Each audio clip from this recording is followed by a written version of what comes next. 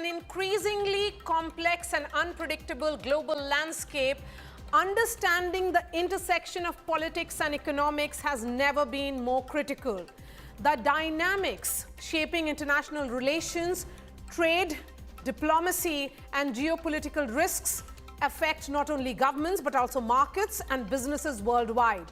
Today, we bring these intricate realities into focus with an expert who has pioneered the field of political risk and helped decode the chaotic global order. It's a privilege to welcome Ian Bremmer, a renowned political scientist, author, and the founder of Eurasia Group, the world's leading geopolitical risk research and consulting firm. Ian's insights have shaped how policymakers, business leaders, and media understand emerging global challenges. Thank you so much for your time. Mr. Bremmer, in the context of the newly signed Saudi-Pakistan Mutual Defense Pact, which is amidst escalating Middle East tensions, how do you assess the implications of this agreement for regional security dynamics, particularly with Gulf states diversifying their alliances? That's right. It is happy to join you. And as you say, it is an effort to diversify alliances. It's an effort to rely less exclusively on security on the United States. And there are a lot of countries that are doing that all over the world, a lot of hedging going on. I think the most specific precipitating event was the decision of the Israeli government to bomb the territory of Qatar. And one Qatari security member was killed. They were going after Hamas political leaders, and they failed. But the United States certainly didn't do anything to stop it. And they did very little to complain about it afterwards. There's no punishment for Israel. And if you're Saudi Arabia, this is a fellow member of the Gulf Cooperation Council, the GCC, that is an unacceptable response. And so Saudi Arabia, thinking long term, not thinking just the next 3 months or 1 year, but decades, is recognizing that the need to ensure that they have a broader array of security partners around the world is growing. And that's why, I mean, this isn't a coincidence. That's why they made that decision. And considering Pakistan's nuclear capabilities and its historic military ties with Saudi Arabia, how do you see this pact represent perhaps a strategic shift with potential risks for South Asia, especially for India? Certainly, it's going to make Pakistan feel like they are geopolitically stronger. Their principal ally remains China. That's not changing anytime soon. That's where they're getting most of their military support. It's where they're getting most of their shared intelligence. But the fact that they have a better relationship with Trump through crypto investments and other investments, including with Trump's own family, certainly makes Pakistan feel more welcome, more confident, stronger. And yes, it is true that Saudi Arabia has been helping to fund Pakistan and their plutonium program for many, many years, and it had been an open secret that Saudi Arabia, in an event of crisis, considered Pakistan's nuclear program to be Saudi Arabia's emergency nuclear program if they ever needed it. That's something that was discussed well before Trump became president. But the fact that they are now openly declaring a collective security pact is a very significant new step forward. And again, yes, I think it strengthens Pakistan and their hand and the influence they feel like they can exert in their neighborhood. So, this is also coming in the backdrop of Operation Sindoor, which was seen as a massive success, carried out by Indian armed forces. Do you see this pact perhaps alter defense postures or deterrence calculations? Look, I think that if you're India and you have an ongoing, very severe border security issue with Pakistan, that military conflict has escalated significantly in the past months. You've got big challenges to the longstanding water agreement that India is essentially suspending their participation in. These are all things that make everyone recognize that in the future, there's a good chance we're going to see another military altercation. Now, if that happens and Saudi Arabia is committed to come to Pakistan's defense, if I'm India, that has to factor into my calculations of what are the consequences if I decide that I'm going to engage in bombing, drone strikes directly against Pakistan territory. I mean, clearly, that even though we don't know exactly what the terms of the agreement are, in any collective security agreement, there's a military attack against one, the other is obliged to come to their aid. And so, yeah, that's going to change life for India, no question. And Mr. Bremmer, just a few hours ago on your X handle, and I must say that I follow your tweets very, very closely, you have quoted Oscar Benavidez, correct my pronunciation here, "For my friends, everything, for my enemies, the law." It's revelatory and philosophical at the same time. In an uncertain geopolitical atmosphere, Mr. Bremmer, where the axis of friendship is changing and there are no permanent enemies, certainly, how should this tweet of yours be read? Rule of law is only legitimate when it applies equally to all citizens in a country.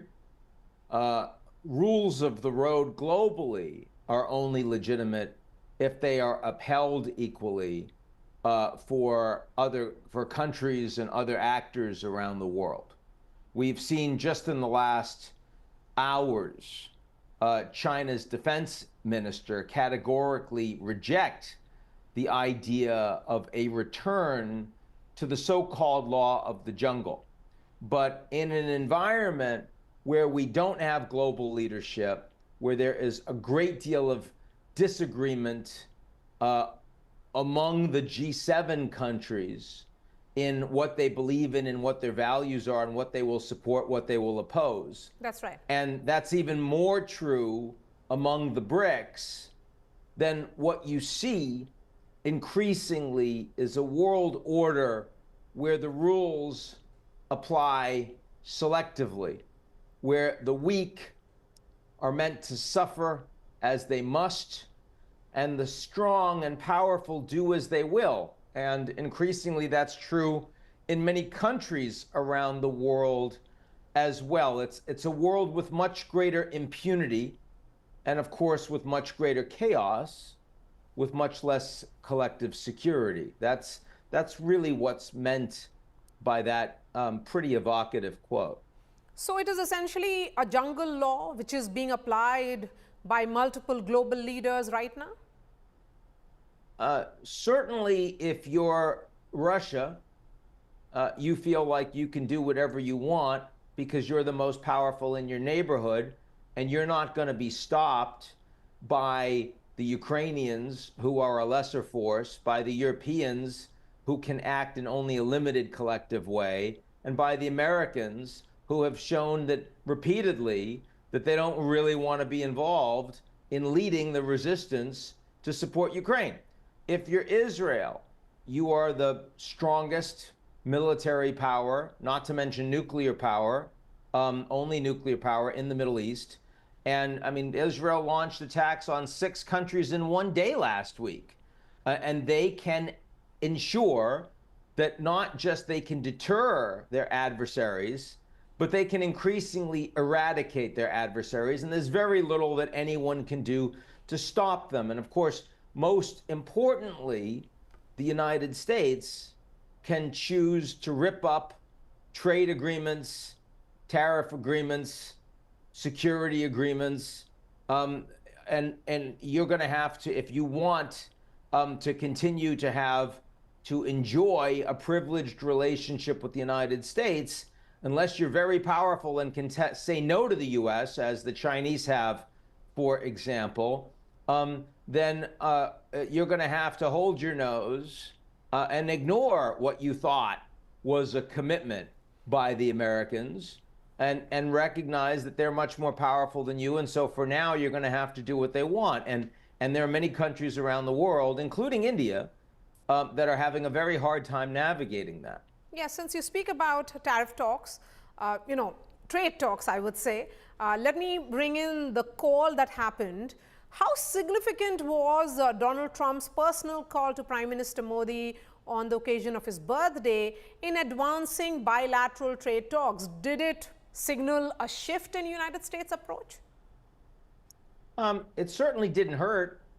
Trump and Modi had a much better relationship in the first term than they do right now. And there are a lot of reasons for that, which I'm sure your viewers are very aware of. Trade is one component of it, but certainly not the only one. I think on the back of that fight, which has included significant escalation of U.S. tariffs against India, and frankly, some pretty tough talk between the two leaders, I think that there's been some effective diplomacy behind the scenes, and the fact that the birthday greetings were exchanged and that Modi's public response was quite favorable, and the readout for the call was anodyne but certainly friendly, implies that both leaders and their very significant egos are seeing it as in their interests in trying to reduce this tension. And from your perspective, what concessions could India consider without undermining its economic sovereignty and regulatory autonomy? Look, the agriculture piece has been the most challenging, and I do think that there can be some compromise there, even though it's politically challenging for Modi at home. I think India is capable of speeding up their diversification away from Russia on the security side, because Russia doesn't have spare parts that are available given their war in Ukraine. The quality of their defense manufacture is poor. In return, the United States could potentially increase the kinds of technology that they are providing India access to. And certainly there can be more joint cooperation in advanced technology between the two countries, especially given the interest of advanced U.S. technology companies, hyperscalers, to do more in India and less in China. There are some areas that we're not going to see cooperation. I don't see the Indians stopping their purchasing of Russian oil at a discount under any circumstance. I don't see that. Mr. Bremmer, President Trump has been repeatedly called a transactional leader. In fact, according to a report by Jefferies, Trump's personal peak, within quotes, was behind the US imposing an unprecedented 50% tariff on India. Then how can India place faith in US commitments when Donald Trump's decisions appear rooted more in personal impulses than in strategic considerations? It's a very fair question. There's a big difference between the fact that the U.S. remains by far the most powerful country in the world and the fact that the United States is a country that increasingly will change its mind in ways that can be very harmful to other countries around the world, even countries it considers its friends, even countries that it's signed agreements with. Just ask the Canadians or the Mexicans, and they're a lot closer to the U.S. than India is. So I think it's a reasonable thing to ask. Brazil has a trade deficit with the United States. The U.S. runs a surplus. And Trump decided that he's going to savage the Brazilian economy, not because of trade, but because he doesn't like what the Supreme Court, not the president, the Supreme Court did to rule against his friend, the former President Bolsonaro, 27-year jail term. I mean, if you're Brazil, how can you rely on the United States when they directly intervene in your political sovereignty in such a way? And of course, the answer is you can't. So the Brazilians, as a consequence, are trying with urgency to step up their trade relations with the EU, with EFTA, with Mexico, with Canada, with ASEAN, and with India, right? So, I mean, what applies to Brazil applies to India as well.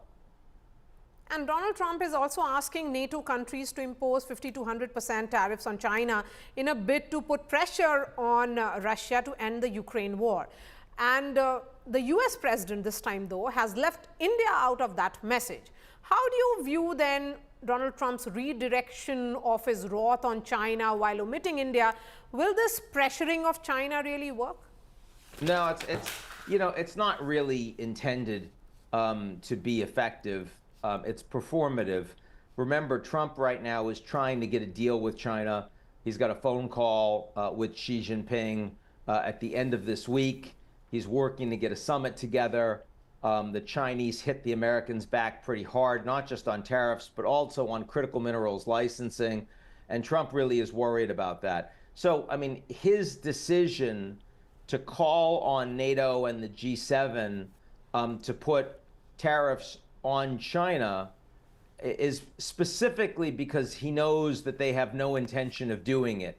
And that allows Trump to shift the blame, in his eyes, for why he has failed to bring the Ukraine war to a close, despite his efforts with President Putin, including at their meeting in Anchorage.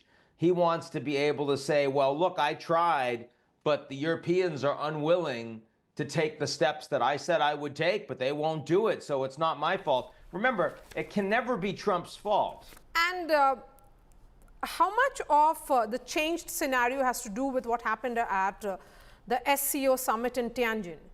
You know, there was that famous photo opportunity which happened between Vladimir Putin, Prime Minister Modi, and Xi Jinping.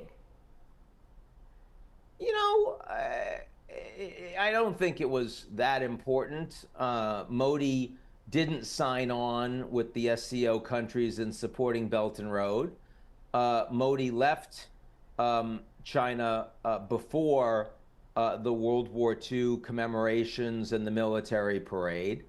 I think if there was one photo that really did have an impact in the White House, it was Modi's decision to share the limousine ride with Putin in the same way that Trump invited Putin to do the same in Anchorage. And that was really, you know, a very orchestrated message by the Indian Prime Minister to Trump. And how hopeful are you of the Quad Summit here in New Delhi? This revival of SCO, what does it really mean for Quad? I think that the SCO, it certainly has expanded, but it's not a collective security agreement. It's not an alliance. It's much weaker than the Saudi-Pakistan agreement that just came about. These are different countries with different motivations. You know, even the Central Asian countries, you know, I mean, they have a much stronger relations with China. Russia's very unhappy with that, right? That's part of the former Soviet Union. So I don't think the SCO really is very present in the minds of American decision makers thinking about policy on the global level. I also would say that the Quad is becoming much itself more open to question. You know, in part, the United States has raised questions of whether they can go ahead with their commitments to the Australians on submarines because they might need those submarines themselves. There's a lot of pressure on Japan, which helped to make the Japanese government fall with a $550 billion commitment of investments that will be directed by the president himself, all of which has to be committed, or else more tariffs by the end of Trump's term. So I would say the Quad is itself becoming more transactional because that is the orientation of the most powerful country. And in the past, Mr. Bremmer, Washington has actively encouraged New Delhi to be a counterbalance to Beijing in this region. Then how do you view recent thaw in India-China ties? And will you be seeing this with some kind of optimism, or will you be cautious given the nature of how there has been multiple betrayals every time there has been a photo opportunity of some kind of relationship building? I think a thaw between India and China is in the world's interest. These are two countries, the most populous in the world, almost 1.5 billion people each. They are major marketplaces. They are major military forces in the region. We're much better off if they have stable relations. They're not oriented towards fighting. They can engage in trade and diplomacy with each other at a higher level with greater trust. That would be good for the world. Now, it is true that the United States has historically been concerned about India and wanted India to be more of a counterweight against China. I don't see Trump as focused as much on that today as he was in his first term, as Biden was when Biden was president. But I also don't think that there's much there. Okay, let's try and sum up this conversation, Mr. Bremmer, with something which has been perhaps on everybody's mind. That Donald Trump's tariffs and isolation of its allies has led to visible geopolitical shifts. There seems to be a global leadership vacuum which China is moving to exploit. Then in this scenario, where does India fit in what is visibly an evolving power dynamic? Well, there is an emerging multipolarity that will become stronger over time, but we're not there yet. The world today is what I call a gzero world. It's an absence of global leadership. The United States does not want to promote global collective security. It doesn't want to lead free trade. It doesn't want to promote foreign aid. It doesn't want to promote democracy and rule of law. But no other country is prepared to take America's sort of space.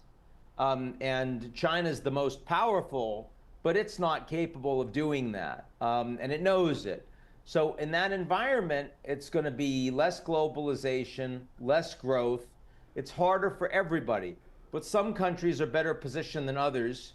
India is better positioned than others because India is not only a leader of the global South, but it also is an effective bridge with the West. Very strong relations with Japan, pretty strong relations with Australia, and very stable relations, functional relations with Europe. I mean, really, Canada was the only big problem in the West, and that's been resolved somewhat with new Prime Minister Mark Carney.